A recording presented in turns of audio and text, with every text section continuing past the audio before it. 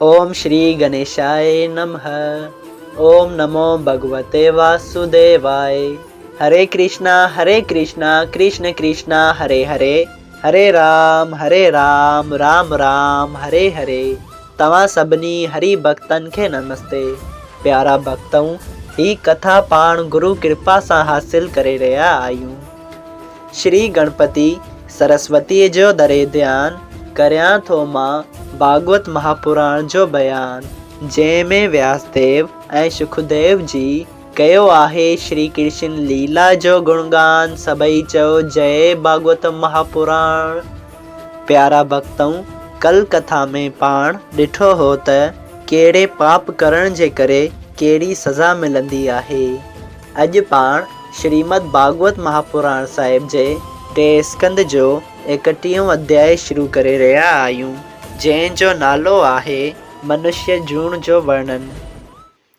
भगवान कपिल देव जी चवनि था त हे माता, जेको आदमी कॾहिं परमेश्वर जो नालो नथो वठे ऐं बुरा कम थो करे, सो पशुअनि पखियुनि ऐं ॿियनि जीवन जी जूण पाईंदो आहे ऐं 84 लख जूणियुनि में जनम पाइण बाद हिन खे आदमी जी जूण मिलंदी आहे।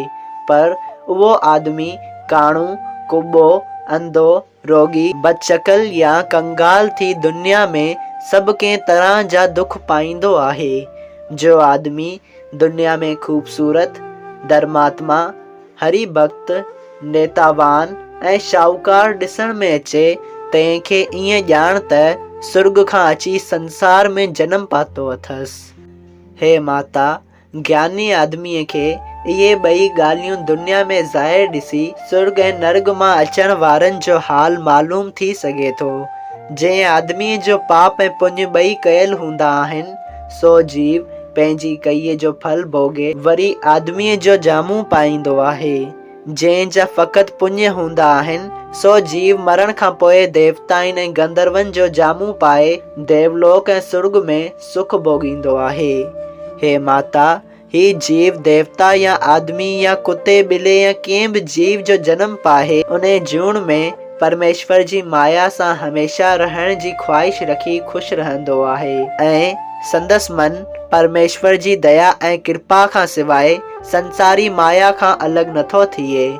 जंहिं बदन खे पंहिंजो सम्झी पाले थो, सो बदन संदसि क़ाइमु नथो रहे। हे माता, माण्हूअ जो सुभाउ 3 गुणनि रजो, तमो ऐं सतो में विरायल आहे।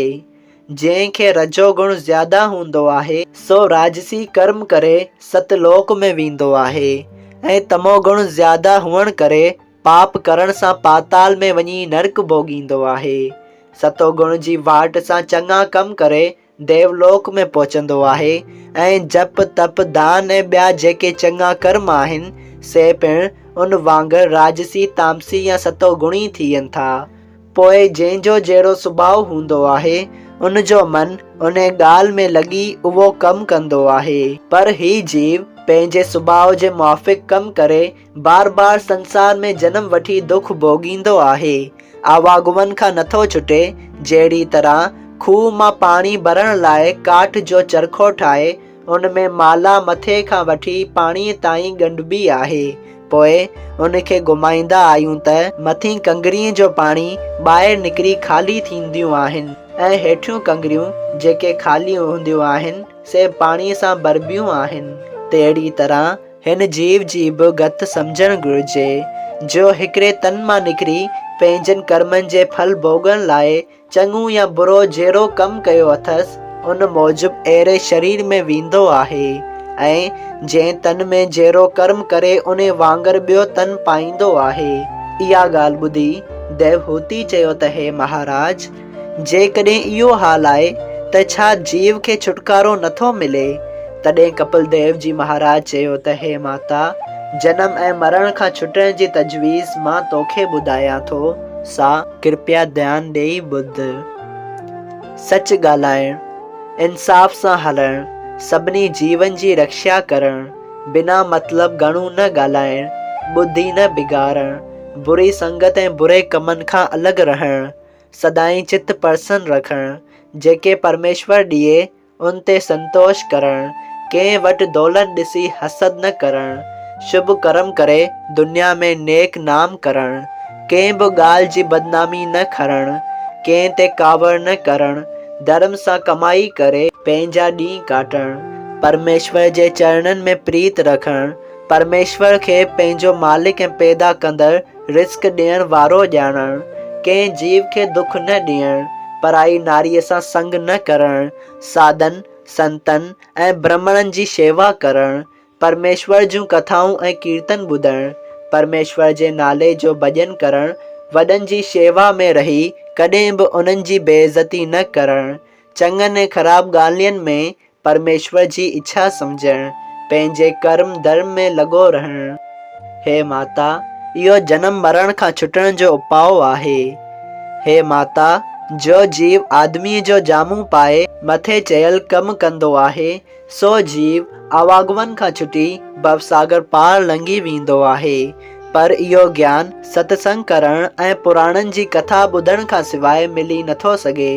उन करे आदमी खे महात्मा ऐं ज्ञानीअ सां प्रेम रखणु ॾाढो ज़रूरी आहे ऐं जेतिरो ज़्यादा सत्संग कंदो ओतिरो संदसि ज़्यादा फ़ाइदो थींदो। अधर्मी माण्हूअ सां संगत करण में मंझाइस अगुणो जेको बि गुण हूंदो आहे सो बि हलियो वेंदो आहे। जगत में जेके पराई स्त्री भोगींदड़, जुआरी, लोभी, चोर, शराबखोर, चुगलखोर, कूड़ ॻाल्हाईंदड़ ऐं पंहिंजे शरीर पालींदड़ थी पंहिंजे सुख लाइ धर्म छॾे था ॾियनि, अहिड़नि माण्हुनि जी संगत कॾहिं बि न करणु घुरिजे। अहिड़नि माण्हुनि जी संगत हिकिड़ी साथ बि करण सां अकल ख़राब थींदी आहे। चित जो ठहणु ॾाढो मुश्किल आहे, पर ख़राब थियण में देरि न लॻंदी आहे। जेके माण्हू पराई स्त्रीअ सां संग कंदा तिन जो ज्ञान ऐं धर्म ॿई ख़राब थी वेंदा आहिनि ऐं ज्ञानी जिन चवंदा आहिनि त पंहिंजी धीउ ऐं भेण वटि बि अकेलो न वेहिजे, सभई चओ जय श्री कृष्णा। प्यारा भक्तऊं, यकीनन तव्हां हैरान हूंदा त ज्ञानी जिन ईअं छो चवंदा आहिनि त पंहिंजी धीउ ऐं भेण वटि बि अकेलो न वेहिजे। माउ भेण ऐं धीउ जे लाइ अहिड़ो कहिड़ो माण्हू आहे जेको ग़लति सोचे सघे थो।